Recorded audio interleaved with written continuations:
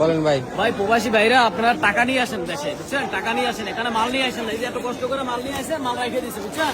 মাল নিয়ে আসেন না, এত কষ্ট টাকা দিয়ে মাল সব রেখে দিচ্ছে খুলে, বুঝছেন? আমি লাকিস পাইতেছি না, 2 ঘন্টা ধরে ঘুরতেছি। এই যে বড় ভাই কি হারাইছে, আপনি কি পান না লাল ভাইরা ওই যে ভাইয়ের? আমার দুইটার একটা ভাই না, আমার লেগে স্কাইটা যা আসলো সামান ভিতরে এটা ওদের সামান নিয়ে গেছে মনে করেন। এই যে এটা আমার নিজের টাকা, এটা আমার নিজের লাগেজ। আমার গাড়িটা সামান টামান নিয়ে গেছে গা। প্রত্যেকটা মানুষ এরকম হয়নি, প্রত্যেকটা মানুষ, একটা মানুষ নেই, দেখেন না কতগুলো মানুষ ব্যাগ হারাইলে একজন হারাইবো। প্রত্যেকটা মানুষের ব্যাগ হারাইছে, দেখেন অধিকাংশ মানুষের লাগেজ খুলছে।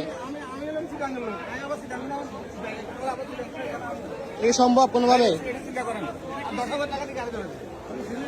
এই বাংলাদেশ এয়ারপোর্টের এই অবস্থা।